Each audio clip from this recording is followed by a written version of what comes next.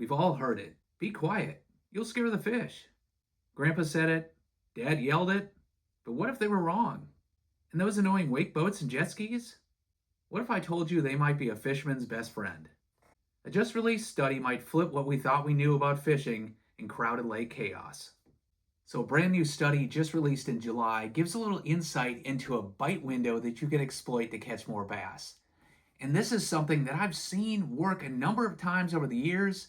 And I kind of joked around with buddies because you weren't exactly sure why it was happening, why it was working, but it seemed to be a thing, but I could never put my finger on exactly why it was happening. Once we go through this study, though, and you keep in mind that a bass is a top line predator and that they use every single advantage that they can over prey to catch them and eat them, I think you'll understand pretty quickly how you can use this to your advantage and catch more bass. Okay, now this study, you gotta hang with me, but this study was conducted on carp. Yes, common carp. It was published on July 11th of 2025 in the academic journal Plus One. It's a peer-reviewed study, and it was headed up by Helen Curry. Now, if you're a bass fisherman like me, you often think of carp as like a trash fish, an undesirable fish. But actually, internationally, they're very sought after. Some anglers here in the US and especially in Europe, and they're known as a really wary fish, very hard to catch. But we're talking about big ones. What this study looked at were common carp, the small ones, actually juveniles, and when they're young like that, they actually do what's called shoaling, which is basically schooling. They get in groups together, and they use that as a defense mechanism so they don't get eaten by bass and pike and muskie and other big predators like that. Now, the researchers noted that the hearing in carp is really well understood, and it's also fairly common, similar to a lot of the hearing capabilities of other fish. And what they wanted to test is it was well known that carp would spook. If you've ever done this in the shallows and you see them cruising around, if you hit your trolling motor, if you make a cast that plops down near them, and you see several of them, they'll all dart out of the way. Obviously, they're on you really quickly, and they can do it from a long distance. Any of the carp anglers, like I said, know they're a really wary game fish. So the point of this test, though, is they wanted to test carp obviously can detect those warning sounds of predators or other things that scare them, but what happens in a noisy environment? What happens when there's a lot of background noise, a lot of masking noise or white noise in the background? Do they still act the same? Do they spook as easily? So that's what they wanted to test. So what they did is they took these juvenile carp, these small carp, and they put them in groups of 5, so basically schooled in groups of 5, put them in these large tanks, and then they tested them under 2 situations. One when there was no background noise, just quiet, calm background, and then when there was 110 decibel masking noise or background noise, so you have a loud environment and a quiet environment. Now, for the negative sound or the startling sound, what they used was a low pressure wave at 170 hertz, so a low frequency, and then they tested it at 3 different loudnesses or volumes: 110, 120, and 130 decibels. Now, the masking sound that they chose, that was based on the decibel levels or the volume and the frequencies that they measured at hydroelectric dams. So basically, it was a real-world test of that noise that are around hydroelectric dams, and they replicated that as the masking noise. So in the quiet environment, when there was no background noise, when they played those alert sounds, the warning sounds, that would spook the carp, and they would burst. It frighten them, they would spook. The louder it was, the more intense, the more they would spook. So that's your classic fight or flight when animals are confronted with danger. In this one, they startle the flight at the beginning, but then they all grouped up. Remember, these were groups of 5 carp. They would get in a tight formation, they would all orient in the same direction, and they would slow down. Basically like a herd. You think if a wolf's attacking elk or something, they're all going to get in that tight herd. You don't want to be that single one out on the outside. You close ranks, circle up. Well, the carp were doing that, basically a defense mechanism. Now what happens when you put that masking noise, that steady background noise, and then you do the alert signal, the danger signal? Well, with the fight or flight, with the startle, in all the tests they ran, only one time did one of those fish actually startle and flight, get out of there. Only once. Now, for the rest of the factors, they did kind of get in tight, and they actually got in fairly tight. So it did show that they could sense still that there was a warning signal out there, but they had trouble interpreting it. It wasn't strong enough to startle them, like I said. they didn't change their swimming speed. And then in terms of alignment and everybody getting in the same direction in a tight kind of formation, there wasn't a whole lot of that either. Basically, they got a little more hunched up, but they really didn't know what to make of this warning signal. So basically, the conclusion of this was that under normal circumstances, the carp and so many of these prey fish, what they're going to do is when they hear a startle noise, something startles them, it may make them freak out at first, but they're going to get that normal defense mechanism, that herd mentality, get in tight, close ranks, protect themselves. When there's all this background noise in the background, they can still somewhat detect it, but they can't really figure it out. It's not as intense, it doesn't startle them. They're not really raised on their guard. They can't sort it out that well, and there's not a very unified response. So basically, they said they're probably more susceptible to predation, which a bass is a predator, and you can probably guess where this is going next. All right, before we get into that, let's talk about noise levels. So decibels, they said around a hydroelectric dam, that's pretty loud, right? 110 decibels. So how loud is that? A whisper is about 30 decibels. Normal conversation, like I'm having here, 60. Your dishwasher, rainfall, maybe 70. You start getting up to like a motorcycle or lawnmower. Now you're starting to get into that 90 to 100. For something that's 110 decibels, we're talking something pretty loud. Like 110 would be a chainsaw or a leaf blower at close range, a rock concert, or standing right next to a jackhammer. So you're probably thinking, well, underwater, that hydroelectric dam's loud, but I don't know if anything's that loud underwater, right? Now, what is loud and something they encounter all the time, jet skis and outboard motors, basically recreational boats. Let's talk about how loud they are. You're looking at 130 up to like 180 decibels. And to put that in range, like what's that loud? Well, an ambulance at close range, that's like 120 to 130.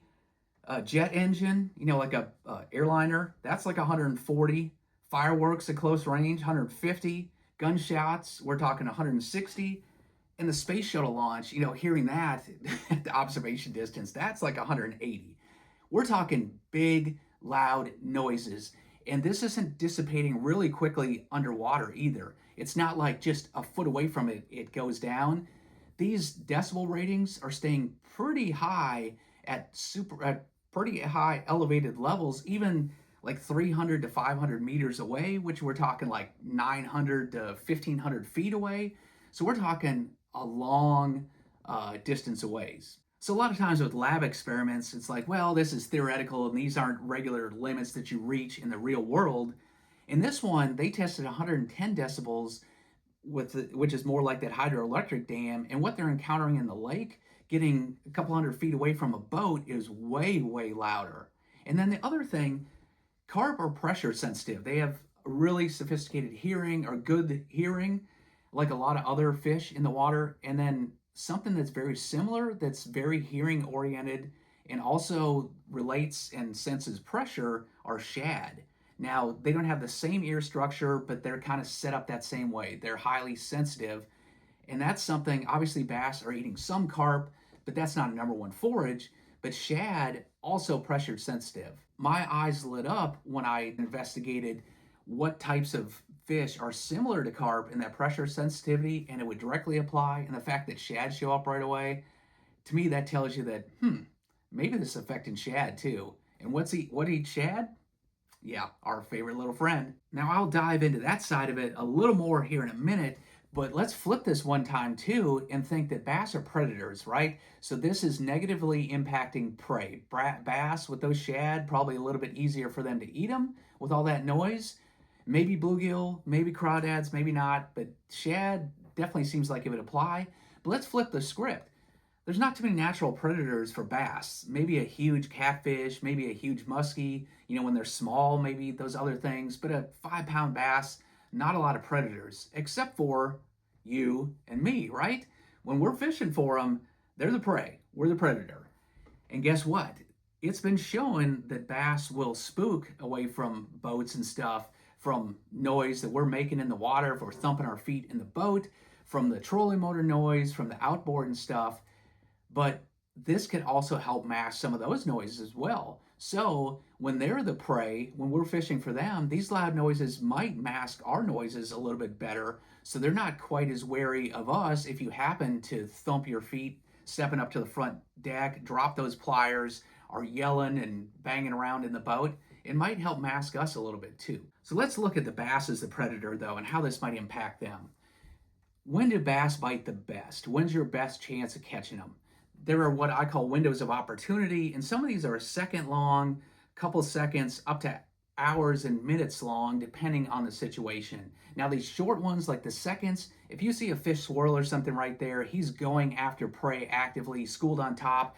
So many times, if you throw your bait right in there, drop it right on him, his guard's down, and you have about 5 seconds, maybe less, to get that bait in there. And if you do, almost every time, boom, he's going to hit it, right? That's a window of opportunity.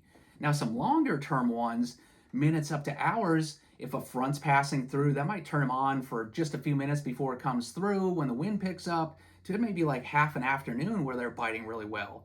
Or if there's a big storm and you get runoff in the backs of those creeks where that runoff's coming in, a lot of times that's a window of opportunity. Now here's a couple of real world situations where I think this could play in there, and we used to think a couple different reasons maybe this got good, why the fishing got good, but I think this study might help us understand a little better. And the first one is anytime you're on a river system and there's barge traffic, the big commercial barges going by, like on Kentucky Lake and Pickwick and stuff, the Mississippi River, when a giant barge comes by, man, it seems like the fish, that school will get ignited. It's like perfect time to be there. We've always joked, man, maybe I should just run up and down the river the whole time when this barge goes by.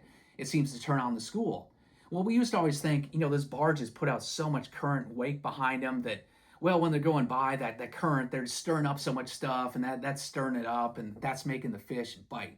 And sure, I mean, that may be it. Those propellers, if you've ever seen them on a barge, those big grain barges, they're pretty big. So maybe that's part of it. But here's the thing. A lot of times you're fishing here up the river channel, and the barge is going here, and there's no bend. If he turns, then his prop wash is going to come right in this spot. I can understand that with the current. But when he's out there 300 feet, 500 feet away, he's not really throwing much current there till maybe it's way past. Some's getting by there and it's making an eddy or something. I don't know what it's doing. Maybe it is, but it's not directly blowing right there on it. But based on this, I guarantee you, if you've ever been around a barge, I mean, you can feel it in your chest. They are loud. It's a low hum. It's that low frequency. Maybe when they're going by, it's making a lot of sound underwater, like it's showing with these other boats. And maybe when it goes by, that puts down the guard of those bait fish, of the shad and stuff. All of a sudden, their guard's down. They can't school quite as well. They're not hearing bass approaching. They're not as wary. Maybe it's an opportunity where they're just dumber and easier for the bass. Maybe the bass know that or just see it because all of a sudden this dummy's out here by himself. That herd of elk, the dumb calf or the dumb cow is off by herself. That's the one we're going to attack, right? Maybe that's what's doing it. Now, another anecdote that I've seen play out time and time again is I guided on Lake Fork for bass for over a decade. And that lake is pretty notorious for, they left almost all the timber in it. They cut these narrow little boat lanes so you can only run a couple places in the lake. There'll be like a west side channel and an east side channel. And basically you have to run right there. Now, a lot of them come across points and humps and stuff where you fish. So if you fish one of those spots, a hump where that boat lane is, boats are going to come right by you. We're talking 30 feet to 100 feet away. And on a busy Saturday or Sunday, or even the middle of summer when it's peak fishing season, boats are coming by all the time. And it used to be curious, I don't know how many times that you were fishing a spot and not catching them. And it seemed like every time a boat went by, you would catch one. And you would end up just joking around with guide customers saying, man, it's like 3 boats in a row. It's like, maybe we need some more boats to go by. And especially on like slow days when it's the heat of the summer and there weren't that many other fishermen out there, I've seen cases where you didn't get that many bites, but I'll be doggone if in a half hour's time, 2 boats went through and you caught 2 fish and they were both when those boats went through. I don't know if that has anything to do with it, but this study would kind of again say all of a sudden that's that little short little window of opportunity where that sound comes in. Maybe those shad get disoriented. They're not paying attention as well. They don't spook as well. And the bass sense it and say, bingo, every time a boat goes by, this sound goes by, I know that I can go ahead and get these things. Both those anecdotes, I've seen those happen time and time again where it's too often to just think that, well, it's total happenstance. And again, on those, I used to think, well, it's probably the prop wash. You know, these boats are coming right over the top of them. Maybe it's putting all that cavitation, bubbling and stuff down there. Maybe that's what's making a bite. Could be the sound. So how do you apply this to your fishing? And going back to Grandpa, what we started with, Grandpa was probably right. You know, he hated us kids making a lot of noise in the boat. That's a valid point there too. But when you're in the shallows and it's quiet, you shouting, yeah, you could be spooking fish too. So kids, sit down and shut up. Grandpa was right. But noise in general, Grandpa probably didn't like rock and roll or a lot of noise. He might be wrong on that one. And the whole thing where I'll agree that jet skis, when they're zipping around you time and time again, that gets annoying in the wakes of a lot of boats going by and stuff. But when it's sunny and slick in the summertime, there's not much going on. The bite really stinks. It's super bright and calm. They're studying your lures in that clear water. You know, if you fish around the entrance of a marina or say at a bridge where all the boats have to come through there, a little cut through, a narrow spot between an island and the bank, a lot of times those are areas where you typically catch fish. And we've always thought, well, it's a neck down spot, you know, fish are traveling in and out through there, and there's current neck down there, maybe it concentrates it, a lot of fish in the area. But you know, those are always pretty good, and part of that might be the boats passing through there. If it's a really busy day, you know, we always get mad, a boat going right over our fishing spot, the pontoons go by and they're all waving as they go 10 feet from you and run right over your fishing spot. You know, it turns us beet red and all PO'd because they're going right over your fishing spot. Well, maybe that sound going through it might be a window of opportunity. If nothing, instead of making your day get you all upset and frustrated, maybe at least keeps you a little bit positive there when they run over your stuff, as long as they don't tangle your lines when they go over. But you know, if the bite's tough, there probably are worse things to do than go try near a marina or areas where there are boats in the area where there's a lot of skiing and stuff. A lot of times we've always avoided those spots. Like, oh my God, there's jet skis and people skiing all over in that cove. I wouldn't dare set foot in there. Now, yeah, you're going to get a lot of boat wake and it's going to be kind of annoying. It might turn the fish on though. It might be worth a shot when things aren't going well, and especially, you know, a marina point or something like that on a busy Saturday when boats are coming in and out all the time and fish are getting pressured. Sounds like a decent strategy to at least try. You know, these research studies, I always read them in hopes that I can catch a few more fish, and I think this one might help you and might explain a few. But I think it's really interesting from a bass's point of view, how they understand the world and what it's like down there, what's going through their mind. If you like this breakdown, check out my science playlist and some of these other videos, help you understand research studies and how they can improve your fishing and understand bass just a little better.